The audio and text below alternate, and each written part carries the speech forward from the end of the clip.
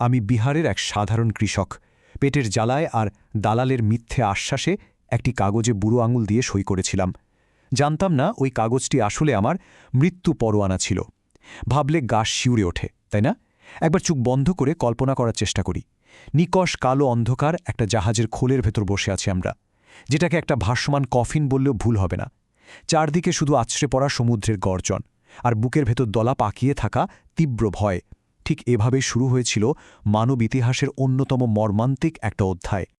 আজকের এই বিশেষ তথ্য বিশ্লেষণে সবাইকে স্বাগত। আজ আমরা ইতিহাসের এমন এক অন্ধকার গলিতে হাঁটব যা হয়তো অনেকেরই অজানা।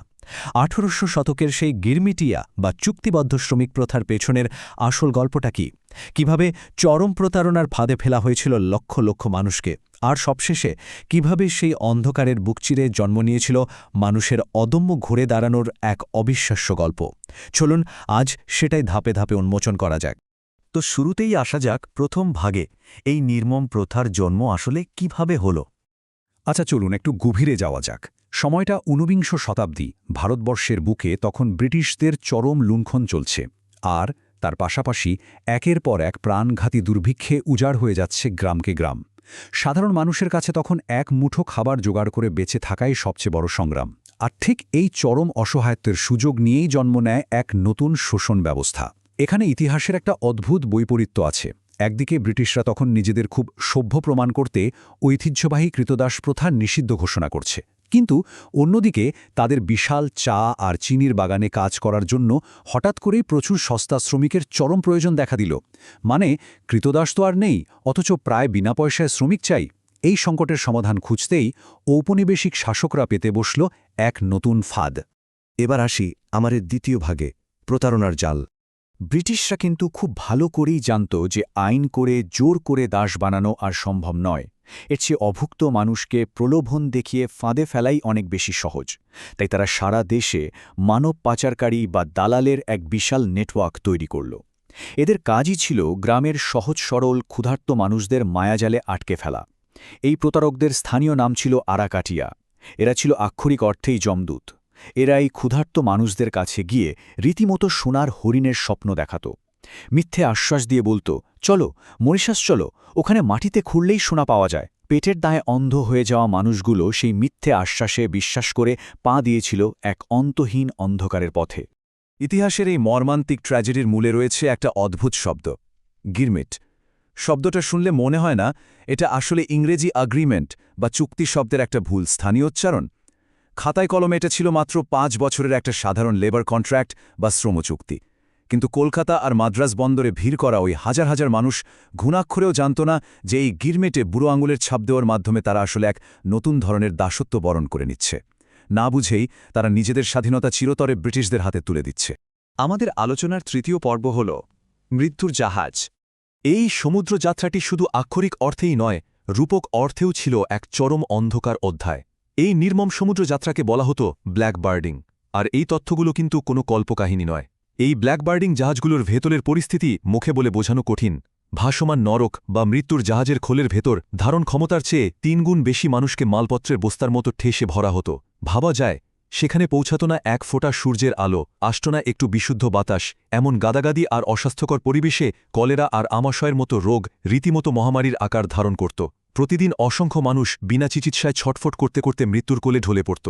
সবচেয়ে মর্মান্তিক বিষয়টা হল ইংরেজ ক্যাপ্টেনদের চরম নিষ্ঠুরতা।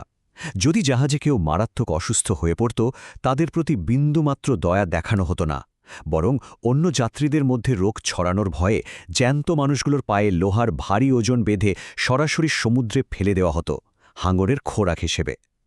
একবার সেই দুঃস্বপ্নের কথা চিন্তা করলে সত্যি রক্ত হিম হয়ে আসে। নীল সমুদ্রের গভীরে এভাবেই বিনা অপরাধে হারিয়ে গেছে হাজার হাজার প্রাণ, যাদের শেষকৃত্যটুকুও জোটেনি। এবার আসি চতুর্থ পর্বে, বিদেশের মাটিতে নরকবাস। তো আসল বিষয়টা হল, যারা সেই মরণ যাত্রা থেকে কোনো মতে বেঁচে ফিরল, তাদের জন্য অপেক্ষা করছিল আরও বড় বিপদ। মরিশাস, ফিজি বা গায়ানার মতো কলোনিগুলোতে জাহাজ ভেড়ার পর তারা ধীরে ধীরে বুঝতে পারল আসল নরকবাস তো সবে শুরু হয়েছে। এখানে একটা সংখ্যা অত্যন্ত গুরুত্বপূর্ণ, 18। প্রতিদিন ভোর ৩টা থেকে শুরু করে টানা 18 ঘণ্টা তাদের হাড়ভাঙা খাটুনি খাটতে হতো। মাথার উপর গনগনে রোদ, সামনে দিগন্ত বিস্তৃত আখের ক্ষেত, আর পেছনে ইংরেজ মালিকদের চাবুকের ভয়ঙ্কর আওয়াজ। একটু থামলেই বা ক্লান্ত হয়ে পড়লেই পিঠে নেমে আসত নির্মম আঘাত।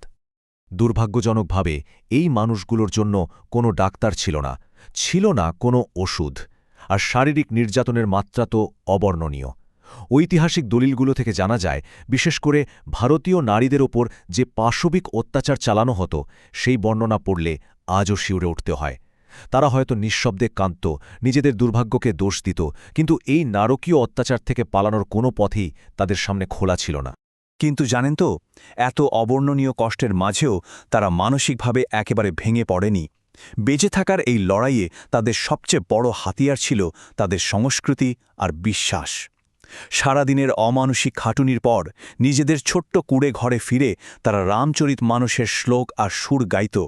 নিজেদের ঐতিহ্য আর শেকড়কে আঁকড়ে ধরেই তারা এই চরম নরক যন্ত্রণার মাঝে টিকে থাকার অবিশ্বাস্য মানসিক শক্তি খুঁজে পেয়েছিল। এবার আমাদের শেষ এবং পঞ্চম পর্ব, বর্তমানের জয়গান বা ঘুরে দাঁড়ানোর গল্প। অন্ধকার যতই গাঢ় হোক না কেন, ভোরের আলো একসময় ফুটবেই। চরম হতাশা, যন্ত্রণা আর দাসত্বের শৃঙ্খল ভেঙে এই গিরমিটিয়া এবং তাদের বংশধরেরা কিভাবে এক গৌরবময় উত্তরাধিকার তৈরি করেছে তা সত্যিই দারুণ অনুপ্রেরণাদায়ক। 1800 শতকের শেষের দিকে এই অমানবিক প্রথা যখন তার চরম শিখরে, ঠিক তখনই শুরু হয় প্রতিরোধ।